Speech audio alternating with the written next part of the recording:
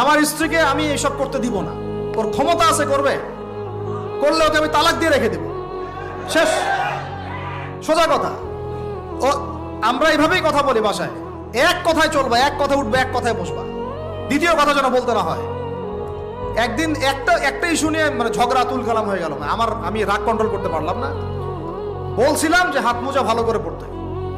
হাত মোজা, হাত কথা বলার সময় দেখেন, যদি আমি হাতে ভাবে উঁচু করি দেখা যায় এতটুকু। আমি বাসায় গিয়ে বলছিলাম যে হাত মোজা খুব ভালো করে এই পর্যন্ত পড়তে। এইটুক নিয়ে মনে হয় আমি 10 মিনিট ঝাড়ি দিয়েছি, মানে বকা দিয়েছি আর কি। একদম মাথা নিচু করে শুনছে, একটা কথা বলে নাই।